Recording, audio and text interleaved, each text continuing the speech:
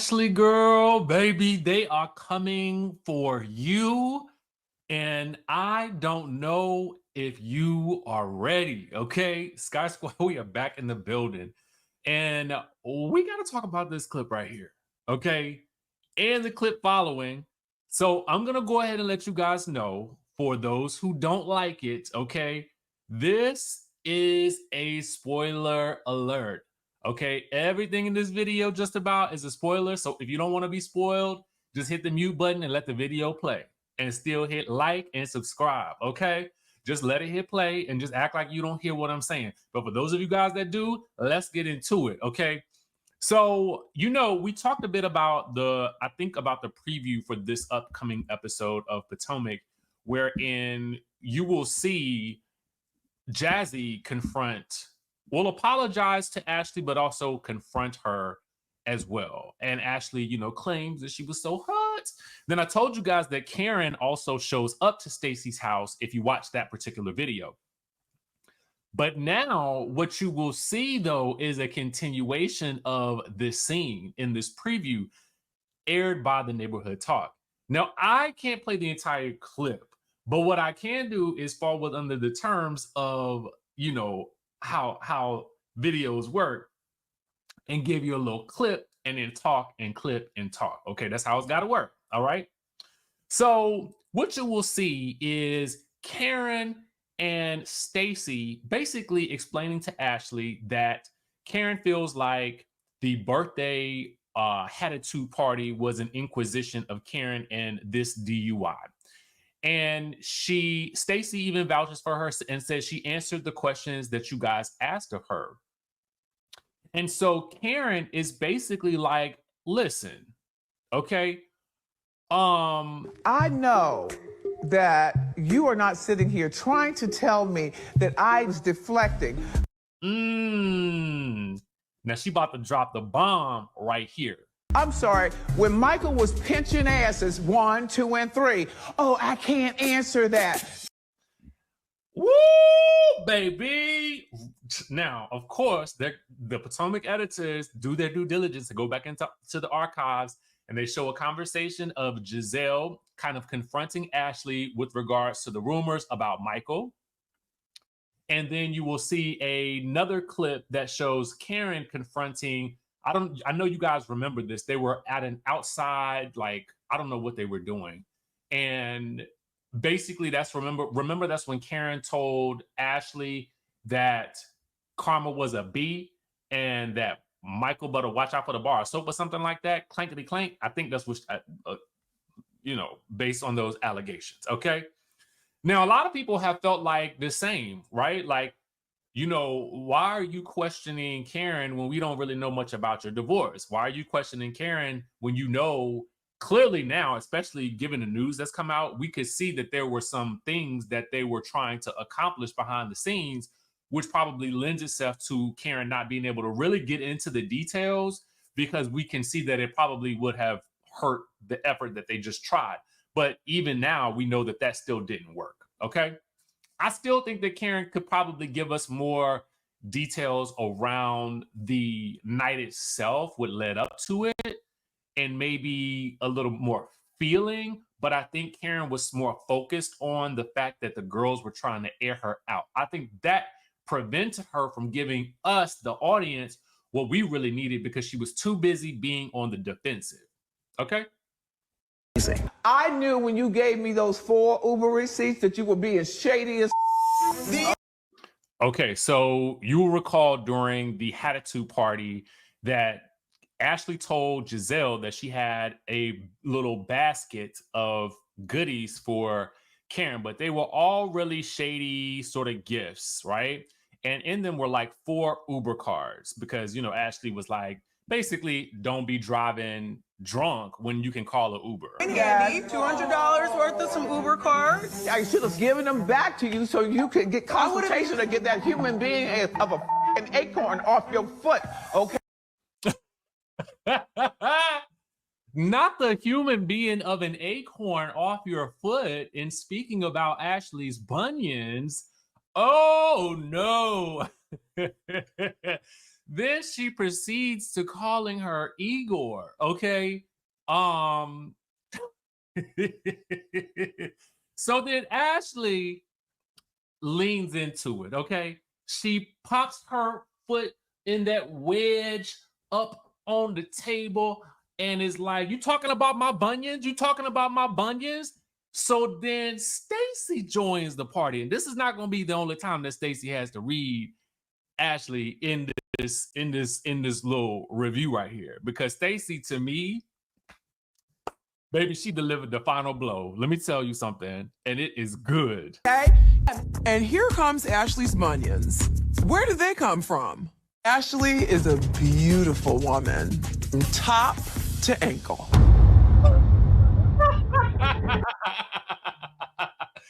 From top to ankle. Baby, let me tell you something. When I heard that, I literally screamed and almost spit out my tea this morning.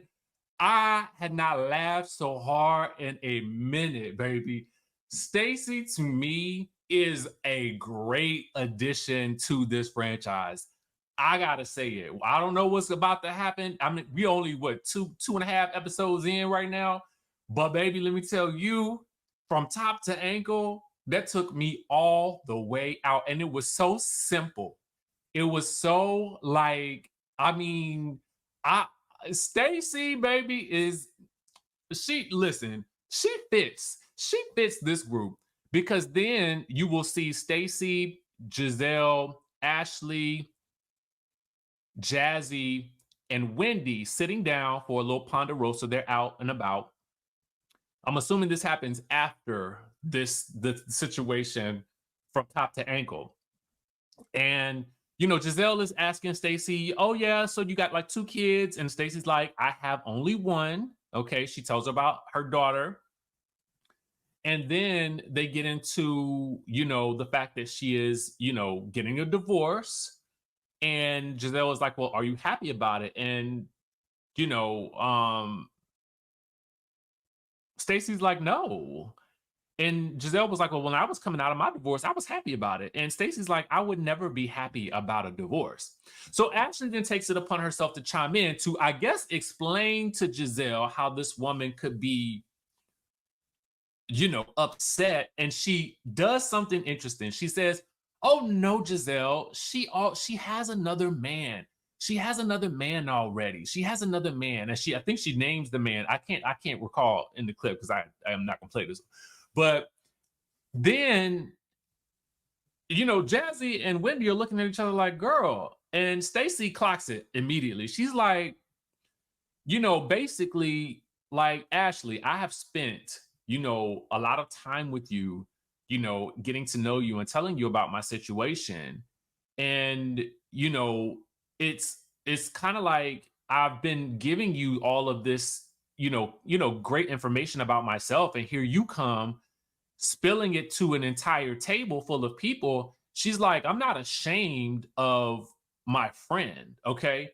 I am ashamed of the way you brought it to the table, because it felt messy." You know what I'm saying? It felt explanative, like Ashley was trying to interpret it for Giselle, like why, like maybe like, okay, this is the reason why, like this is what's happening. The conversation could be a little bit chopped up. I don't really know. So at that point, Giselle is like, Ashley's like, "Well, girl, I didn't know," in her confessional, she's like, "I didn't know this was tea. Vivian's your friend, and I didn't I didn't see any reason, if this guy is just your friend, like you say, then I didn't see a reason why it would be tea for me to keep to myself." And I think what Stacey is just trying to say is like, let me tell my story. Like, let me tell it. Let me tell these people in the way that I want to tell them, because there is a natural way that you can try to get to know a group of people. Even though you're being filmed, you still have to at least try to come to each individual person or the group with information as you choose to do it, right? Unless somebody is being messy and they spill it for you, right? So at that point, Giselle is like, "Well, and Stacey tries to explain to Ashley, like, this is a situation that I'm trying to deal with, that it's very sensitive because I do have a daughter, right? And so Giselle, puts on her first lady cap and is like, well, studies say, surveys suggest that 85% of children, um, I kind of like when Giselle puts on her first lady hat because I do think that she is wanting to offer wisdom and coming from a good place in those. Well, I mean, as best of, yeah, I guess it's from a good place. I mean, I was about to say it could be shady, but I'm going to give her the benefit of the doubt. And she tells Stacey basically, listen, your kids, a lot of time, kids' happiness is determined by their mom's happiness, something to that effect. And I felt her on that one. And she was like, so if you got this new man, then just, go ahead and be happy, do your thing, rock out.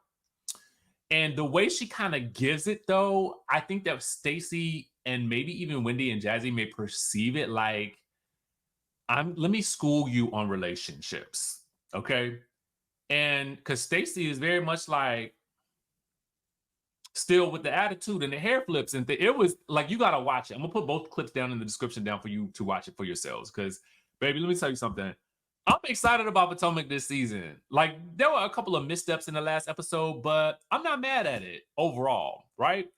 All right, so let's talk about these taglines. I did not an Instagram story, but a YouTube short on the taglines, but I really didn't get a chance to discuss them here. And so I felt like, let's do it now, right? Why not?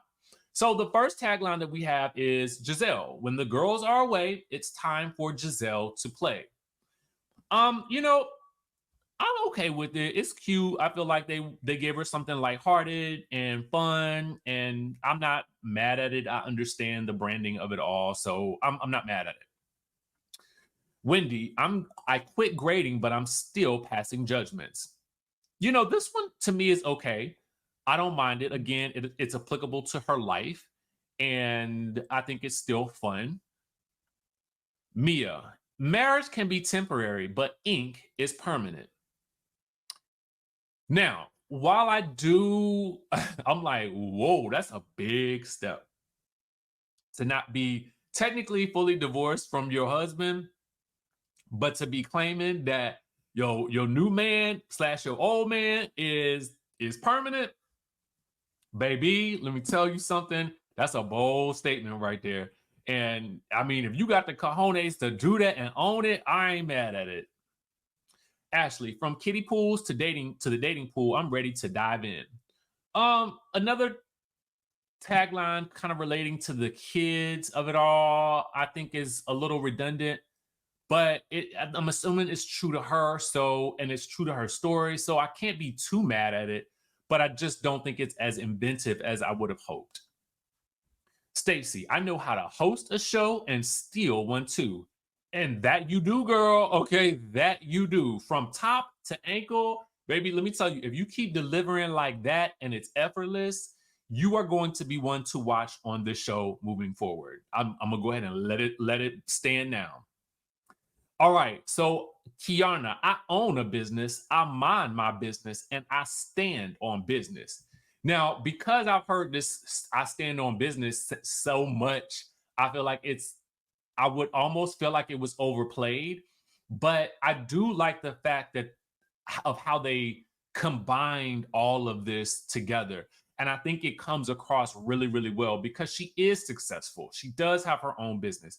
She does seem to mind her own business. So I do feel like this is really applicable to Kiana's life. So I like it. Karen, darling, I am the fence and the gatekeeper.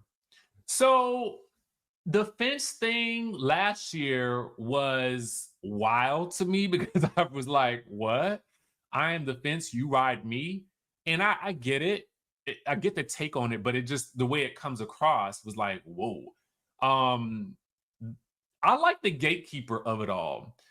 If I had to give a top 3, she would get honorable mention for me. But for right now, my top 3 are going to be from our newer ladies. I own a business, I mind my business, and I stand on business. I know how to host a show and steal one too. And marriage can be temporary, but ink is permanent. Those are my top 3, with Karen getting honorable mention. Let me know in the chat what you guys think the top 3 are. in your order. I'm curious to hear whose you felt like stood out the most to you. All right. So with that being said, I will catch you all in the next video. Make sure you guys subscribe and stay tuned for other details about our trip to Thailand. Listen, I'm telling you, Thailand has been rated one of the #1 places that you must visit in 2024. And I will post it in the community tab as well. This is one of the reasons why we are going to Thailand. And this is one of the reasons why we are going to be exploring. And it is so inexpensive. That is another reason why I wanted to take this trip. And I wanted to do it in March specifically, because I know we will be over the cold by then. And that is also a part of the best time of the year to actually visit Thailand. So let's get on into it, make some memories. We are going to relax, relate, and reset. Okay. So with that being said, I'll catch you all in the next video.